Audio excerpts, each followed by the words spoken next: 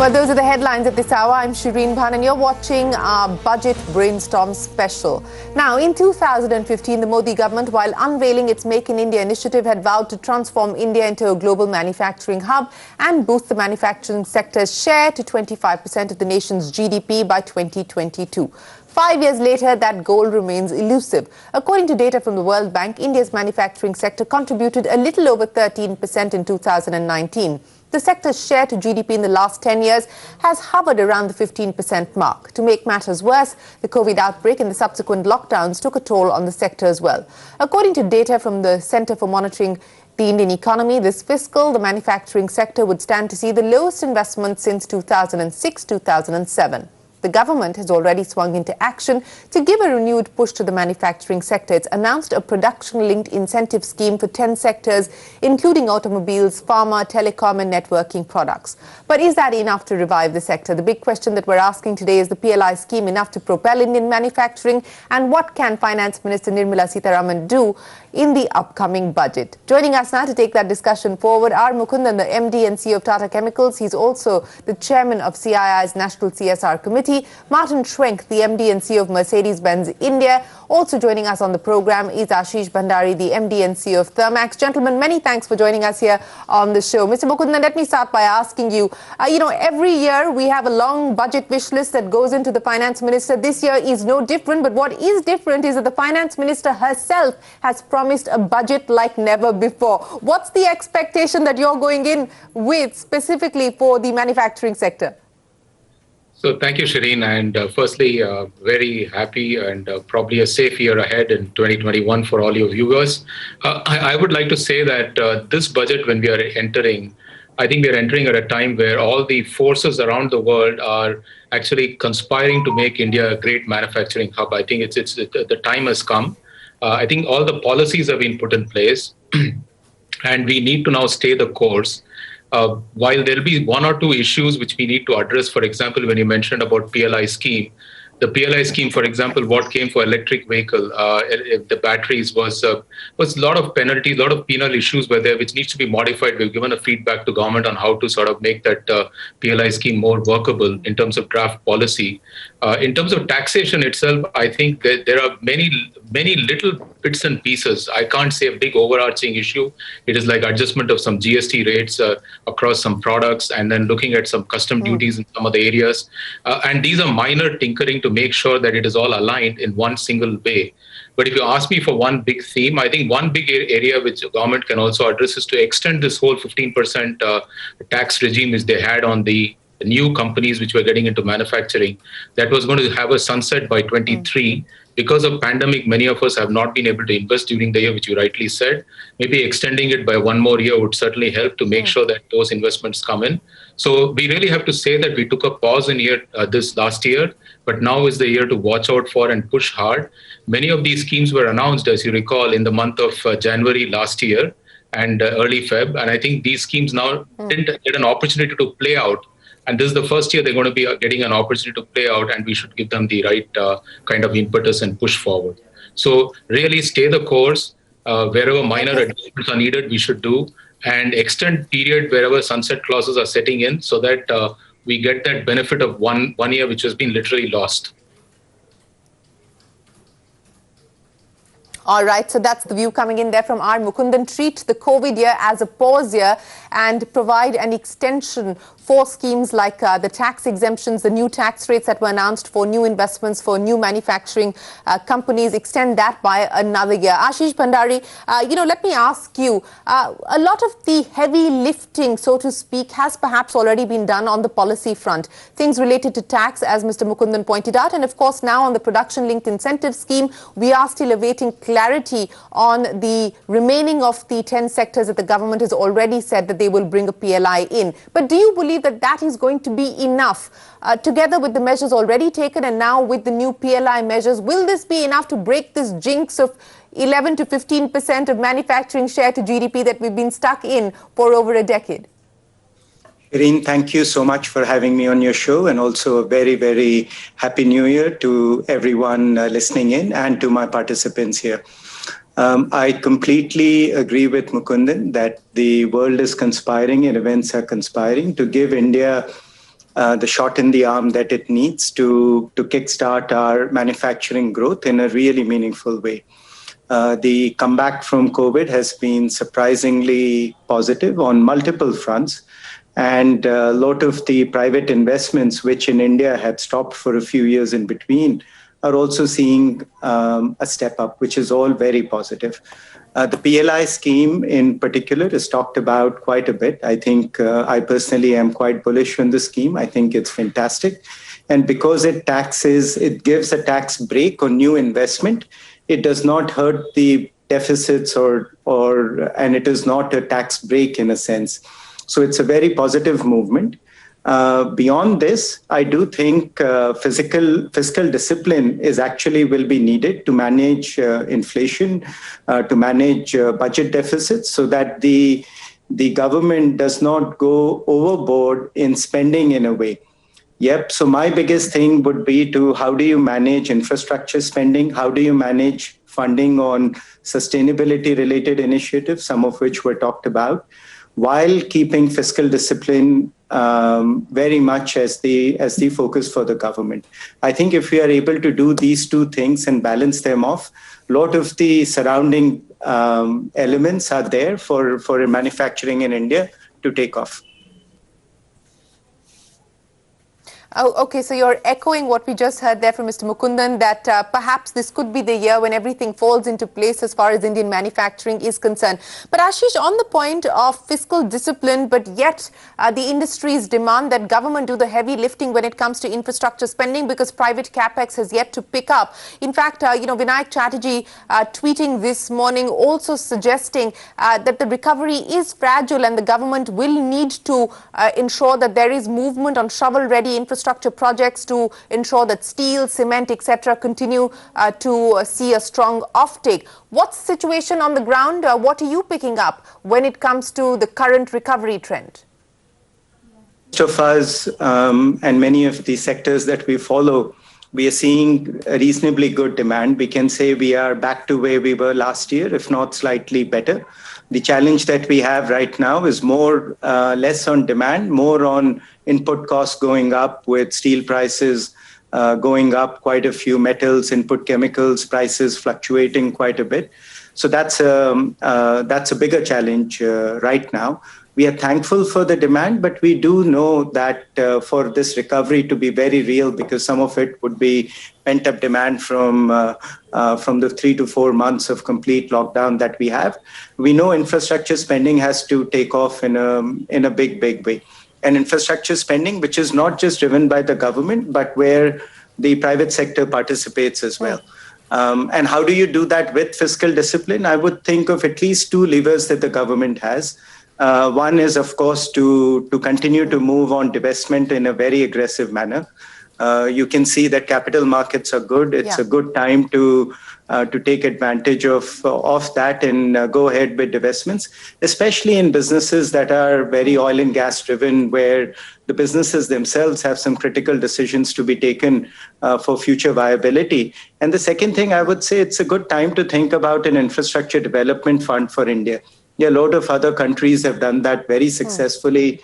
I think India too, this is the right time to take some of that into place, so that that whole idea about how do you manage spending while doing and keeping fiscal discipline both under management.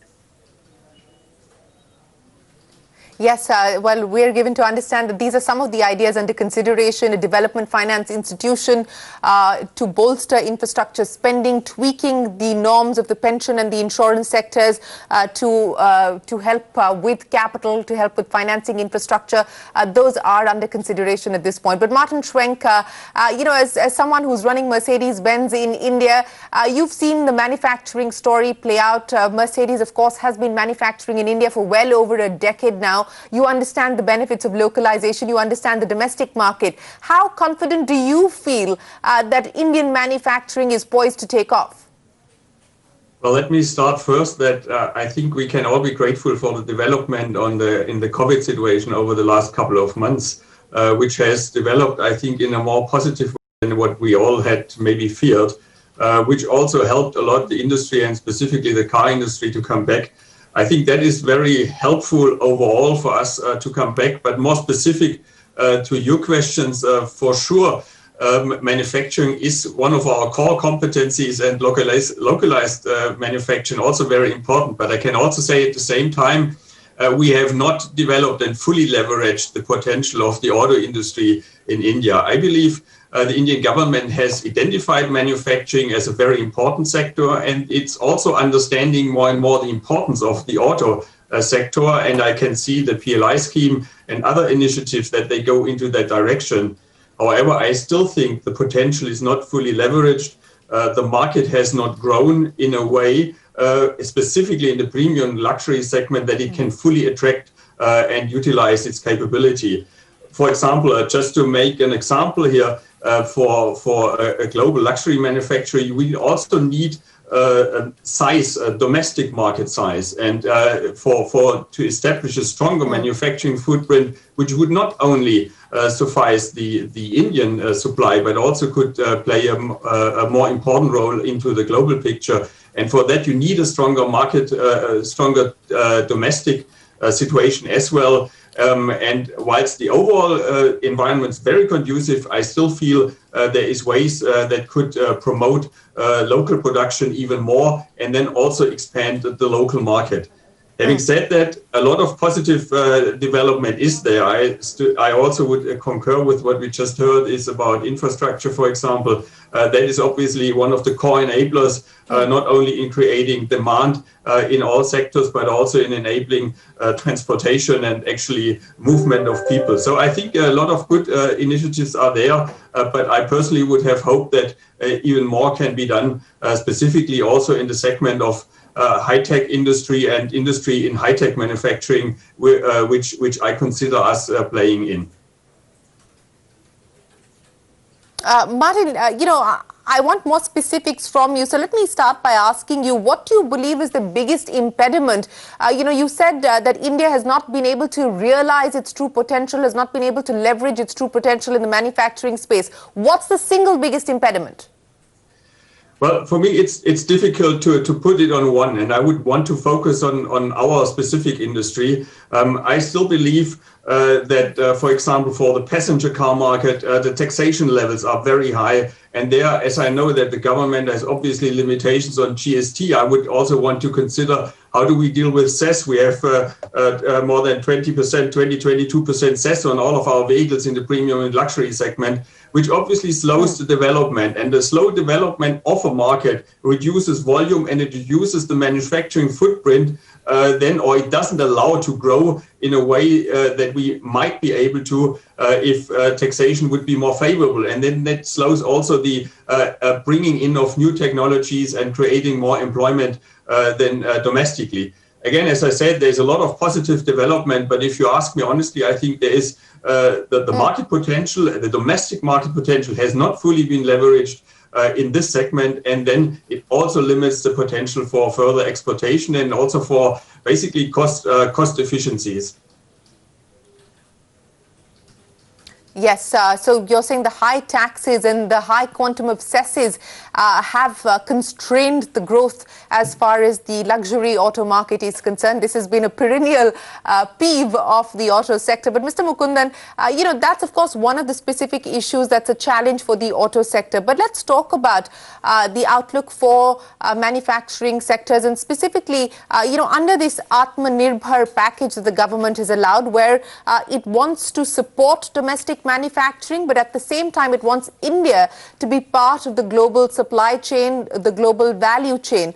Now, if you heard what the outgoing US ambassador to India, Kenneth Juster, said yesterday in his farewell speech, he said there is a frustration on the trade side, and there is an increasing sense that India is not allowing enough market access. Do you believe that this is going to be a challenge that we will now have to squarely face? And do you believe it's a legitimate concern?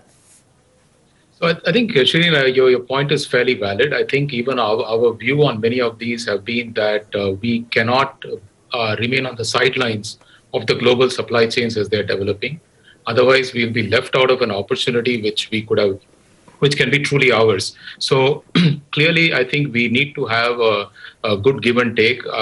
And the industry has been fairly supportive on many of these negotiations.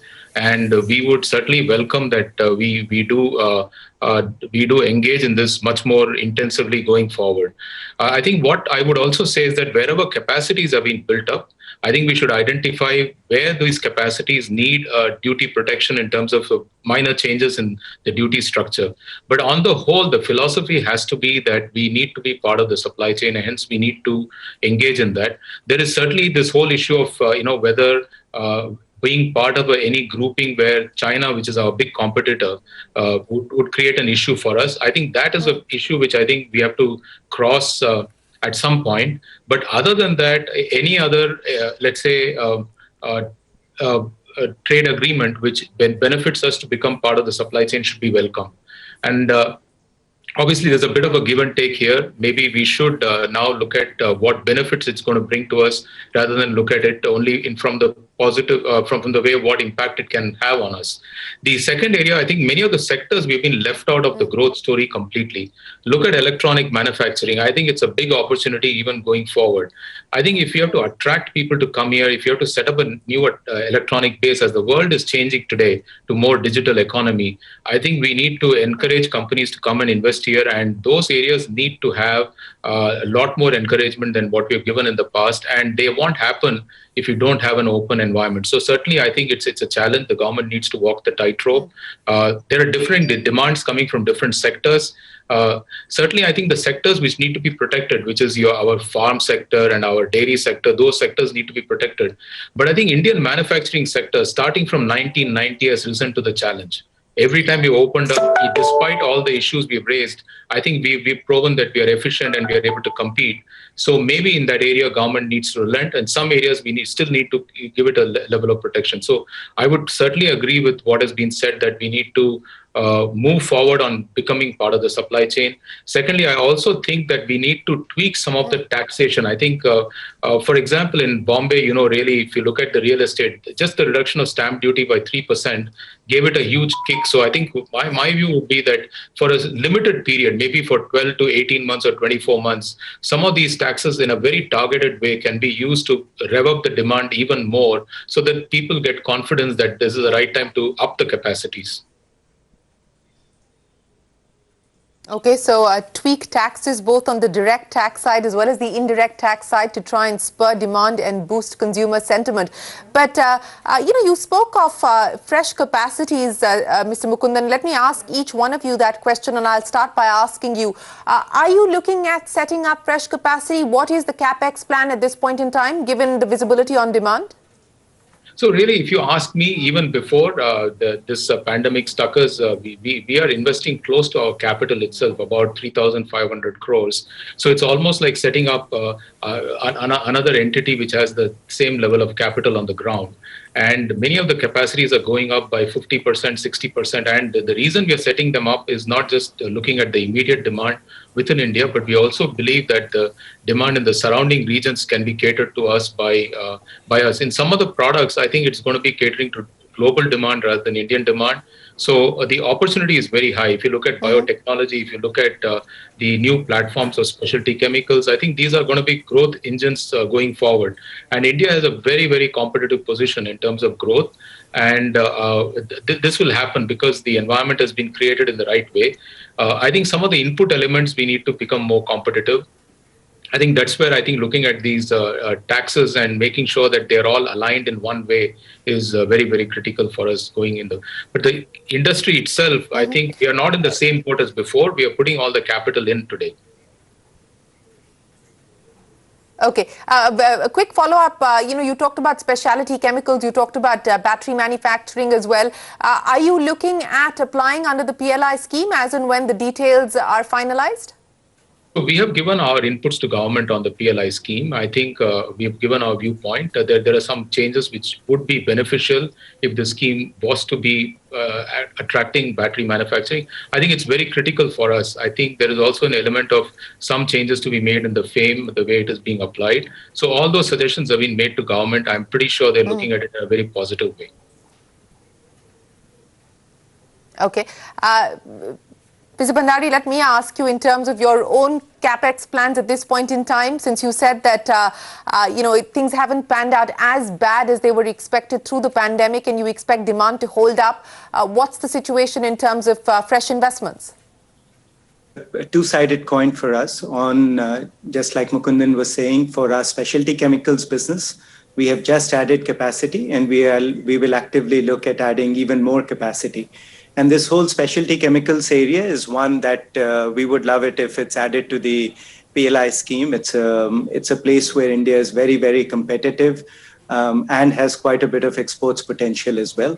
On the other side of our business, where we make heavy equipment, boilers in particular, there we still have quite a bit of additional capacity available. So it'll be a while before we think of adding capacity out there. So two sides. In one part of the business, short, and in the other case, long.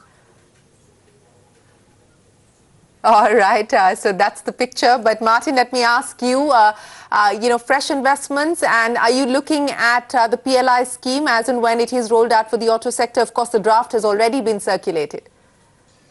I mean, we have in the last couple of months for the products we launched like last year, and also we have planned for this year, we're investing around 400 crore in our current facility. But I have to be clear, this is focused on domestic production for domestic sold vehicles.